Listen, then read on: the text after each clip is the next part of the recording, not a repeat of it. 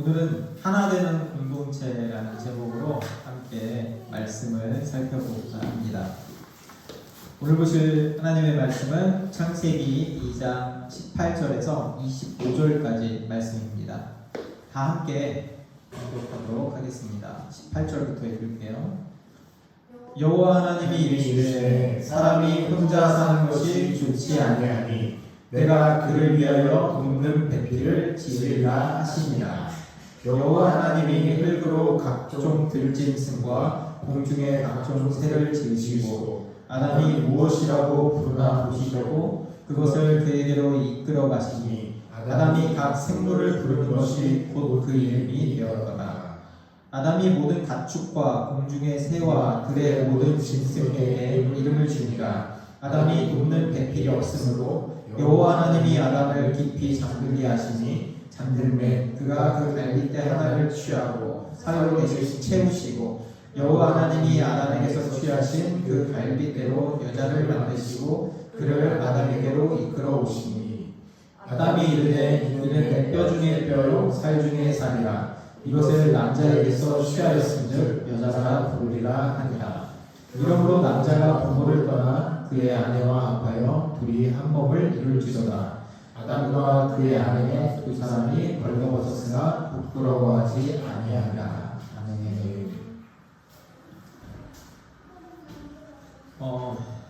많은 사람들이 몸의 한계를 벗어나면은 행복해질 거라고 생각을 하죠.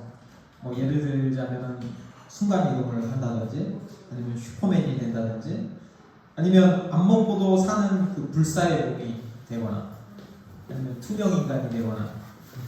어때요? 그런 거 한 번쯤 꿈꿔보지 않았었나요? 저는 한 번씩 그런 생각 해봤어요. 이렇게 해서 슈퍼맨이 되면 좋겠다. 힘이 엄청 세면 좋겠다. 설레지 않아요? 그렇게 된다는. 저는 늙지 않는 거. 늙지 않는 거, 그렇죠. 아무리 먹어도 살찌지 않는 거. 그런데 성경에서는 그렇게 이야기하지 않아요. 성경은 이 세상에서 몸을 입고 사는 게 가장 행복하다고 이야기를 합니다. 사실 우리가 행복하다고 느끼는 것들은 다 몸을 통해서 이루어지거든요. 아름다운 거 눈을 통해서 보죠. 맛있는 거 먹을 때 입으로 먹죠. 사랑하는 사람들하고 이야기하고 또 스킨십도 하고 행복해 하잖아요. 그래서 저는 우리 자녀의 그 볼을 비비면서 뽀뽀를 하고 안아주고 할 때 너무 행복해요. 이게 다 몸을 통해서 이루어지는 거잖아요. 하나님은 우리한테 복과 안식을 주셨는데 어떻게 보면 조금 다른 이야기일 수도 있어요. 그런데 아무것도 하지 않는 것을 복과 안식이라고 이야기하지 않았어요. 우리가 흔히 놀고 먹으면 좋다고 하잖아요. 사람들 놀고 먹고 싶어 하잖아요. 그런데 정말 놀고 먹고 내가 할 일이 없다면 행복할까? 이런 생각을 해봐요. 행복하지 않을 것 같아요. 저는 굉장히 힘들 것 같아요. 놀고 먹는 것도 하루 이틀이지 언제까지 놀고 먹을 수 있나 이런 생각을 하거든요. 주변에서 이런 말 많이 들어봤죠. 이런 말. 돈 많이 벌어서 건물주가 되고 싶다. 조물주 위에 간물주, 이런 식으로 말을 많이 하죠. 건물주. 이렇게 해서 건물 월세를 받으면서 여유 있는 삶을 살고 싶다. 이런 얘기 많이 합니다. 나쁜 건 아니에요. 그런 게. 그런데 우리의 모든 생각이 거기로만 이렇게 쏠려 있다면 나는 건물주가 돼야 되는데 나는 돈을 벌어야 되는데 이런 생각으로만 쏠려 있다면 그거는 내가 불신자입니다 라고 고백하는 거랑 똑같은 거죠. 믿는 우리는 그러면 어떻게 살아야 할까요? 우리는 일을 해야 돼요. 어떤 일을 해야 되죠? 창조적인 일을 해야죠. 생명을 살리고 사람을 더 행복하게 만들 수 있는 그런 일이 창조적인 일이잖아요. 하나님은 온 세상을 만드신 후에 그 다스리는 일을 우리한테 맡기셨죠. 이 세계가 바로 우리의 책임이라는 거예요. 그 에덴 동산에서조차 일했어요. 경작하고 지키는 일을 했죠. 아담도 일을 했고 우리도 일을 해야 합니다. 주변을 보면 이런 사람들이 있어요. 그 오지랖 넓은 사람들 있죠. 다른 사람의 인생을 자기가 막 책임지려고 하는 사람들 있어요. 막 그 사람들을 도우려고 하고요. 아무도 가지 않으려고 하는 그 힘들고 어렵고 위험한 곳을 찾아가요. 예를 들면 뭐 이 의사들이라든지 아니면 자원봉사자들이라든지 선교사들 이런 형태로 말이죠. 그들을 누가 알아주지 않거든요. 정말 갔다 왔다고 뭐 대단해지는 거 하나도 없어요. 자기 돈 쓰고 가는 사람들도 많고요. 그런데 그런 거를 상관하지 않고 간다는 거죠. 왜 그런가라고 보면 그 사람들의 가슴 속에는 다른 사람들을 향한 그 가슴 끓는 그 열정을 어떻게 주체를 못하는 거예요. 그러니까 나가는 거죠. 여기 사진 보면은 뭐 오른쪽에 보면은 그분이 제가 예전에 섬기던 교회 장로님이세요. 의사거든요. 코로나가 잠잠해지고 하늘길이 열리니까 많은 사람들이 명절 때 놀러 가잖아요. 해외로 놀러 가고 어디로 가잖아요. 그 한 열흘 동안 이분은 놀러 간 게 아니고 아프리카 오지로 의료 봉사를 떠났어요. 아프리카 케냐 땅에서 케냐 중에서도 가장 불쌍하고 소외된 사람들의 현장을 찾아서 그들을 치료해주고 봉사 차기 돈 다 들여서 그렇게 했어요. 세상에는 이런 사람들도 있어요. 어떤 사람들은 그런 사람들한테 야, 넌 왜 하지도 않아도 될 고생을 사서 하냐 이렇게 묻죠. 그런데 그 사람들은 그거를 고생이라고 생각할까요? 그게 좋으면 그게 고생이 아니에요. 온몸이 쑤시고 아파도 그 일이 행복하면 자면서도 웃는다니까요. 그게 너무 좋은 거예요. 아무리 피곤해도 내일 아침 일어나서 또 한번 이거 이렇게 해봐야지라는 이런 생각이 드는 거죠. 그런데 아무리 좋은 직장, 아무리 좋은 뭔가를 가지고 있어도 자기 삶에 보람이 없으면 하루 종일 놀아도 피곤한 거죠. 하나님께서 우리에게 사명을 주셨어요. 사명을 주셨다는 말은 일하라는 말이죠. 사명이라는 게 일하라는 거죠. 하나님은 그럴 수 있는 선물도 주셨죠. 우리가 지금까지 살펴봤잖아요. 첫 번째는 하나님의 형상대로 지으셨죠. 형상이라는 말은 우리가 하나님 같은 존재가 된다는 말이죠. 시편에는 이렇게 이야기해요. 그를 하나님보다 조금 못하게 하시고 그만큼 대단하다는 거죠. 믿지 않는 사람들에게도 그런 형상이 좀 남아 있습니다. 그래서 그 사람들도 크리스찬이 아닌데 삶을 의미 있게 살고 싶어 하고 다른 사람을 돕고 싶어 하고 사랑하고 싶어 하고 그런 형상이 남아 있죠. 두 번째는 뭐죠? 우리의 형상대로 창조하셨죠. 그래서 모든 인간은 절대로 혼자 살지 못합니다. 인간에게서 가장 괴로운 거는 사랑하는 사람이 없고 사랑받는 사람이 없는 거예요. 그 중에서 가장 힘든 건 사랑하는 사람에게 사랑받지 못하고 미움받는 거죠. 주변에 그런 일이 비일비재하잖아요. 부부간의 사랑이 식고 싸우고 가정이 행복의 장소가 아니고 불행의 장소가 되고 사회에서는 왕따당하고 미움받고 차별당하고 무시당하고 이런 세상, 혼자 살아갈 수밖에 없는 그런 세상. 그런데 삼위 하나님의 그 관계는 서로 사랑하면서 살아가는 거예요. 우리라고 하잖아요. 그게 오늘 살펴본 본문에서 먼저 부부 관계에서 드러나고 나중에는 교회 관계로 넘어가게 됩니다. 세 번째는 창조 세계를 우리에게 선물로 주셨죠. 지금 우리가 땅에 발을 디디고 사는 이 모든 것들이 우리한테 주신 선물이에요. 그러니까 앞에 서두에서 제가 잠깐 다른 이야기라고 한 게 허무맹랑하다 나는 슈퍼맨이 되고 싶어 이런 거를 하나님은 말씀하시지 않았다는 말이에요. 이렇게 다 선물을 주시고 함께 공동체로 한 몸을 이루면서 살아가도록 하신 거죠. 그런데 한 명만 창조하셨어요. 그쵸? 한 명만 창조하셨죠. 한 명만 창조하고 너는 함께 살도록 창조해준 존재야 라고 이야기하면 이상하지 않아요? 함께 살라고 하면서 아담 하나만 창조하면 그래서 하나님이 돕는 배필을 창조하시는 거죠. 성경을 보면 아담을 먼저 창조하신 다음에 돕는 배필이 없고, 그래서 보기에 안 좋으니까 후에 여자를 창조하잖아요. 그 이상하지 않아요? 하나님은 그 남자만 만든 다음에 이거 아닌 것 같은데 여자도 이제 만들어야 되나? 이래서 이걸 썼을까? 그런 궁금증 안 드세요? 저는 그런 궁금증이 들거든요. 근데 그거는 아니죠, 그렇죠? 그렇게 쓰지는 않았겠죠. 이거는 남자와 여자 또는 인류를 창조하신 것이 어떤 본질적인 의미를 지니는지 이야기해주고 싶은 거예요. 그래서 1장 26절을 보면은 이렇게 말씀하시죠. 하나님이 이르시되 우리의 형상을 따라 우리의 모양대로 우리가 사람을 만들고 라고 말씀하시죠. 그리고 27절에는 이렇게 말씀하세요. 하나님이 자기의 형상 곧 하나님의 형상대로 사람을 창조하시되 남자와 여자를 창조하시고 이렇게 말씀하시죠. 그렇게 해서 만들어질 그 사람이 한 몸이라고 이야기를 하는 거예요. 여자를 만들 때 하나님은 분명히 흙으로 만들 수 있었어요. 아담처럼. 그리고 옆에 흙이 많아요. 에덴 땅이니까. 그런데 굳이 귀찮게 아담의 갈비뼈를 떼서 아담을 잠들게 한 다음에 여자를 만들었단 말이죠. 그리고 굳이 갈비뼈 생긴 그 공간에 살로 채워 넣으셨다고 이야기를 해요.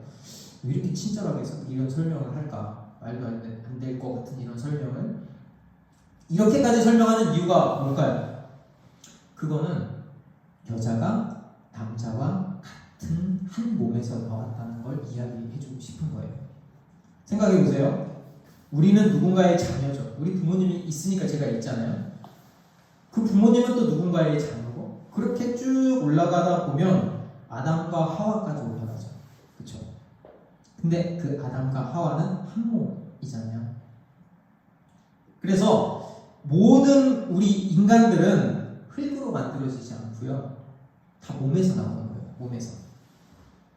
이 본문은 그렇기 때문에 우리가 원래 한 몸이다라는 것을 이야기하는 거죠. 25절에 보면은 우리가 그의 안에 두 사람이 벌거벗었으나 부끄러워하지 아니하니라 이렇게 이야기하잖아요.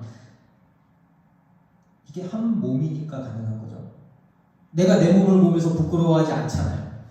그렇죠? 근데 부부끼리도 부끄러워할 수 있어요. 어떤 부분을 보여주기 싫은 부분도 있고 그 일반적인 경우에는. 근데 내 몸이라고 생각하면 부끄럽지 않은 거죠. 우리의 형상을 따라 우리의 모양대로 하나가 된 존재, 한 몸을 이룬 존재, 그게 바로 하나님의 온전한 형상이고 그게 바로 교회입니다.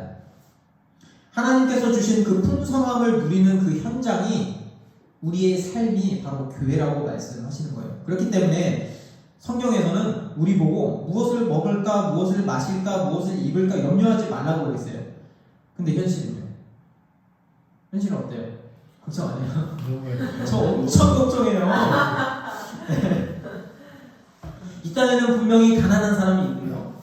몸이 아픈 사람도 있고요. 부족한 거 투성이에요. 어떻게 보면. 근데 그 중에 어떤 사람은 그럼에도 불구하고 만족한다고 이야기하는 사람이 있어요. 내 관점에서 볼 때는 이 사람이 가난해. 이 사람이 가진 게 없어. 이 사람 학력도 없어. 이 사람이 뭔가 변변한 직장도 갖지 못하는 사람이 제가 봤을 때는 그런 사람이 있단 말이에요. 근데 그 사람은 그 삶에서 만족하면서 자족을 누리면서 산단 말이죠. 왜 그럴까? 나는 지금 이렇게 사는데도 나는 아파트도 있고 차도 있고 번듯한 직장도 있고 그런데 나는 부족하다고 느끼는데 왜 이 사람은 나보다 월등한 게 하나도 없어 보이는데 만족하면서 살까? 그건 그 사람이 하나님이 허락하신 그 삶에 만족하면서 살기 때문이죠. 그거는 나는 안 돼 라고 하는 그 자포자기랑은 아예 다른 개념이죠. 하나님이 그 주신 은혜가 너무 큰 것을 알기 때문에 거기에 만족하는 거예요. 내 삶이 어떻든 하나님이 주신 선물이라고 생각을 하는 거죠. 그러니까 자족한 삶을 살 수가 있는 거고요. 솔직히 저는 그 사람하고 비교하면 괜찮은데 저는 만약에 나보다 잘 사는 사람이 얼마나 많아요. 또 위로 올려보면 그럼 그 사람만 보면 나한테는 내가 부족한 것만 보여요. 내가 부족한 것만. 그러면 제 인생은 결핍된 인생이죠. 부족한 인생이 되고요. 삶의 만족이 없는 거죠. 그렇죠? 여러분 기억하세요. 우리는 이미 충만하고 온전한 곳에서 하나님의 선물을 가득 받으면서 살고 있는 인생이라는 것을 기억하시기 바랍니다. 그렇지만 우리 인생은 완벽하지 않아요. 현실이 그래요, 진짜로. 그렇기 때문에 우리는 동시에 완성될 그 천국을 소망하면서 살아가는 거예요. 하나님께서 주시는 그 풍성함을 누리는 현장이 바로 교회고, 그리고 그 완성될 그 땅을 바라보는 곳 역시 교회입니다. 그래서 교회는요, 십자가 복음을 전하고 그 하나님 나라의 그 풍성함과 부유함으로 충만히 누리면서 살아가는 공동체예요. 제가 할 일은요, 그래서 제가 할 일은 목사로서 여러분들에게 그 풍성한 하나님의 말씀을 제대로 전달해 주는 거예요. 여러분들도 마찬가지죠. 여러분들도 어디에서 리더의 위치에 있을 때 다른 이야기가 아니고 하나님의 그 말씀을 딱 가지고 하나님의 말씀을, 이 하나님의 은혜가 이렇게 풍성하다는 것을 전하는 거죠. 찬양을 하면서, 기도를 하면서, 아이들을 가르치면서 전하는 거죠. 여기까지가 서론의 끝입니다. 본론 이제 들어가 볼까요? 오늘은 특별히 아담에게 돕는 배필을 주신 이 부분을 조금 더 구체적으로 이야기하고 싶습니다. 서론에 어느 정도 이야기가 됐죠.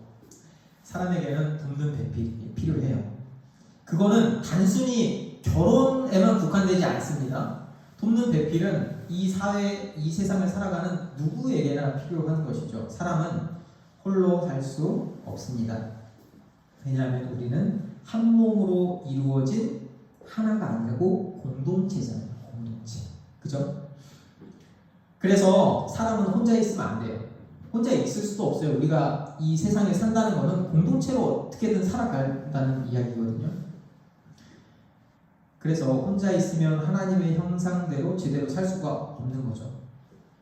물론 세상의 기준으로는 너 혼자 사는 게 괜찮아, 혼자 사는 게 좋아, 이렇게 이야기할 수도 있죠. 그런데 혼자서는 하나님의 그 온전하고 풍성한 삶을 누리면서 살아갈 수가 없어요. 우리는 서로 연결되어 있고 서로 도움을 주고 서로 도움을 받고 어울려서 살아가야 합니다.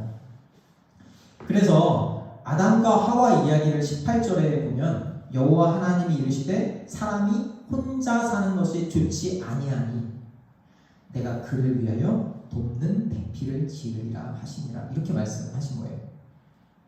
이렇게 만들었는데 한 몸을 이루고 보면 이렇게 말하는 거죠. 이러므로 남자가 부모를 떠나 그의 아내와 합하여 둘이 한 몸을 이룰지어다 라고 말이죠. 이 부분 굉장히 유명하죠. 결혼식 주례도 많이 하고요. 결혼 세미나에서도 이거 안 나, 이 구절이 안 나오면 안 되잖아요. 그렇죠? 이 구절이 나와야 되죠. 그런데 이 본문의 의미를 조금 더 확장시켜 보면 좀 전에 말씀드린 것처럼 이거는 교회 이야기를 하고 있는 거죠. 부부의 이야기도 하고 있지만 에베소서 5장 31절 32절을 보면 그러므로 사람이 부모를 떠나 그의 아내와 합하여 그 둘이 한 육체가 되리니, 그러니까 앞에서 본 거랑 똑같죠. 창세기하고 똑같죠. 에베소서인데 그런 다음에 이 비밀이 크도다 나는 그리스도와 교회에 대하여 말하노라 라고 바울은 이야기하고 있어요. 그러니까 이 이야기는 부부의 이야기이면서 그리스도와 교회의 이야기라고 하는 거예요. 그리스도 안에서 한 몸 된 교회가 어떤 존재인지를 보여주는 가장 좋은 비유가 부부인 거예요. 그러니까 이 교회가 뭔지 설명을 하고 싶은데 그거에 아주 좋은 예시가 부부라는 거예요. 그래서 부부의 예시를 드는 거죠. 부부는 영촌이라고 하잖아요. 무촌, 그렇죠? 무촌이라고 하죠. 저는 너무 잘 지은 것 같아요. 영촌 얼마나 가까우면 이게 틈이 없다는 얘기잖아요. 영촌이라는 얘기는 부모 자식 간에도 일촌인데, 그렇기 때문에 부부는 영적으로, 육체적으로, 정서적으로 굉장히 밀접합니다. 그걸 보면서 우리도 교회가 그렇구나라고 알아야 되는 거죠. 그걸 아는 사람들, 교회가 그렇구나, 교회의 한 이야기구나라고 아는 사람들은 반대로 부부 생활도 잘 할 수 있는 거죠. 창세기 2장은 부부의 이야기를 하면서 동시에 그리스도와 교회에 대해서 이야기하는 구절입니다. 예수 그리스도 안에서 우리는 한 몸이라는 것을 계속 설명하고 있죠. 에베소서 2장 16절에 보면 또 십자가로 이 둘을 한 몸으로 하나님과 화목하게 하려 하심이라, 원수된 것을 십자가로 소멸하시고. 그렇죠? 그리스도의 이야기가 나오죠. 그렇죠? 그래서 교회의 원리에서 부부의 원리가 나오는 거예요. 부부의 원리에서 교회의 원리가 나오는 게 아니고, 교회의 그 공동체 한 몸의 원리에서 부부의 원리가 나오게 되는 겁니다. 그래서 우리는 이 지체들, 옆에 지체들 있잖아요. 우리 다 지체들이잖아요. 지체들을 생각할 때 부부라고 생각해야 돼요. 이게 되게 중요합니다. 그러니까 이 지체들이 누가 교회의 일원이 되었을 때 결혼한 것처럼 기뻐야 돼요. 부부처럼 한 몸 된 가족이 되는 거니까요. 그래서 우리가 성도를 바라보면서 얘는 나한테 마음에 들고 얘는 나한테 마음에 안 들고 이렇게 생각하는 게 아니고, 이 사람이 내 뼈 중에 뼈요 살 중에 살이구나, 내 아내를 향해서만 하는 게 아니고 내 지체를 향해서 그렇게 고백할 수 있어야 되는 거죠. 그래서 누가 새로 왔어 그러면은 내 몸 중에 하나가 여기 왔구나, 이렇게 생각해야 되는 거죠. 그렇게 생각하면 얼마나 기쁘겠어요. 얼마나 소중하겠어요. 내 몸인데 얼마나 환영하겠어요. 이게 바로 그리스도 안에서 한 몸 된 교회를 의미하는 겁니다. 그렇기 때문에 우리의 관심은 단순히 자기 자신, 아니면 우리 부부, 아니면 우리 가족, 아니면 우리 단체에만 두면 안 돼요. 그게 극단적인 이기주의고 개인주의죠. 이런 태도가 교회를 무너뜨리는 겁니다. 우리의 시선은 믿음의 공동체, 교회, 전 세계를 향해서 펼쳐 나가야 되는 거죠. 그래서 바울은 교회된 우리를 교회라고 하면서, 그럼 교회된 우리가 마땅히 행해야 할 일이 있다면서 권면을 합니다. 뭐라고 권면을 하는지 1절 읽어보겠습니다. 그러므로 주 안에서 갇힌 내가 너희를 권하노니 너희가 부르심을 받은 일에 합당하게 행하여가 일하라는 거예요. 그렇죠? 크게 보면. 그러니까 너희들이 교회가 됐으니까, 우리가 교회잖아요. 예수님을 믿는 우리가 교회니까 교회로서 합당하게 해야 된다는 거예요. 그게 바로 그리스도인이고 한 몸 된 우리 공동체고 마땅히 교회로서 살아야 되는 태도라는 거죠.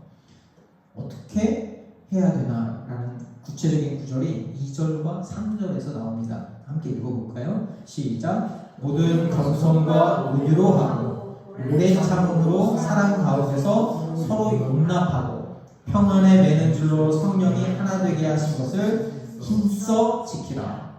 그래서 교회는 하나 되게 하신 것을 힘써 지켜야 합니다. 하나됨을 힘써 지킬 때 그 하나님이 주신 그 풍성함을 우리가 맛볼 수 있는 거죠. 이게 너무 중요합니다. 교회에는 항상 참을 일이 있어요. 여러분 경험해 보셨어요? 항상 참을 일이 있습니다. 사실 모든 문제가 생기는 이유 중에 이유가 하나 되지 못했기 때문이거든요. 받아주지 않고 이해해주지 않기 때문에 하나 되지 못하는 거죠. 그렇죠? 하나가 되는 방법은 간단합니다. 상대방을 받아주면 돼요. 쉽죠? 손 잡아주면 돼요. 용납해주면 돼요. 근데 어렵죠? 근데 쉽다니까요. 왜냐면 우리가 그리스도인이라면, 우리가 정말 십자가의 은혜를 입었다고 알고 믿는다면 용서 안 할 수가 없거든요, 상대방. 그러면 여러분 용서는 언제 하죠? 용서. 너무 행복하고 우리 사이 좋을 때 용서하나요? 그런 사람이 어디 있어요?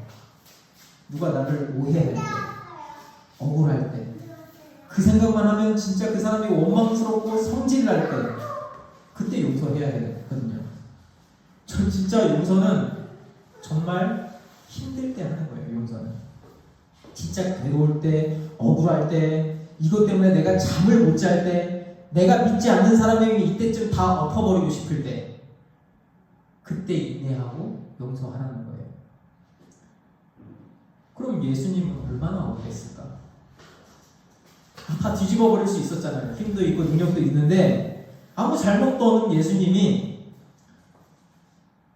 자기 생명을 내놓고 우리의 생명을 구원해 주셨잖아요. 그 생명을 받은 우리가 그 은혜를 알 때 용서 못할 게 뭐냐는 거죠. 제 요 며칠 동안 인테리어 하면서 변기 때문에 고생 많이 했잖아요. 여러분 알죠? 네. 진짜 성질이 여기까지 나요. 진짜로. 참았어요. 내가 교회 목사니까. 내가 이러면 안 되지. 이러면서. 그게 이런 생각까지 안 가야 되는데 좀 덜 성숙한 거죠. 참고 그분을 인정해주고 그분께 또 일을 맡겼어요. 그분도 잘 하시고. 그러니까 그분이 자기를 인정해줬다고 굉장히 좋아하는 거예요. 그때부터 저를 목사님이라고 부르더라고요. 그러면서 마지막까지 이제 우리 화장실 잘 되잖아요. 얼마나 꼼꼼하게 일 처리를 해주시는지. 그분과 저는 처음에 갈라질 뻔 하다가 다시 하나가 되는 거예요. 다음에 그분이 어떻게 또 좋은 기업으로 교회의 기업을 가지고 복음을 받아들이고 살지 그것도 주님이 아시겠죠. 성숙한 사람은 오래 참고 용서할 수 있는 사람이에요. 이런 사람들은 어딜 가든지 공동체를 하나로 묶어요. 하나로. 그래서 분열이 사라지고 그 사람이 가는 곳마다 평화가 찾아오죠.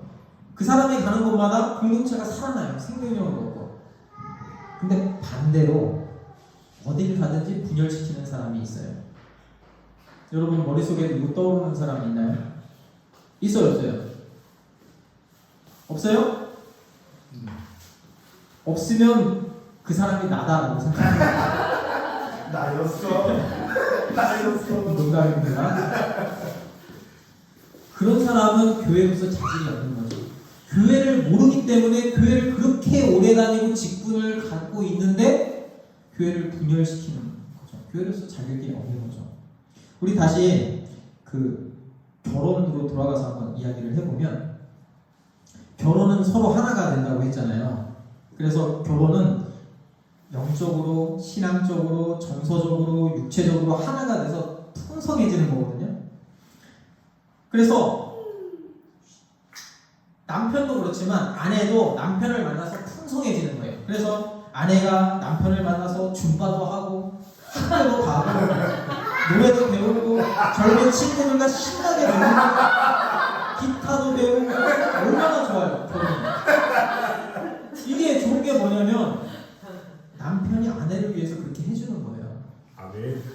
남편은 그거를 위해서 아이도 봐주죠. 돈이 얼마나 많이 들어요. 한 총일 일하는 거예요. 저라고 이야기 안 할게요. 근데 반대로 아내도 그렇게 하는 거예요. 남편을 위해서. 그러니까 남편의 그 다스림을 보면서 여자도 복종하는 거예요. 그 원리거든요.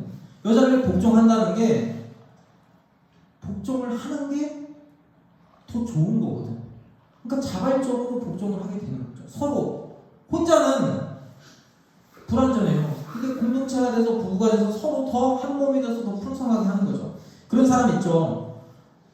많은 사람이 그래요. 야, 돈을 무슨 아내한테만 써. 나를 위해서도 써야지. 이렇게 돈 훔쳐놓는 사람들 있잖아요. 그렇죠?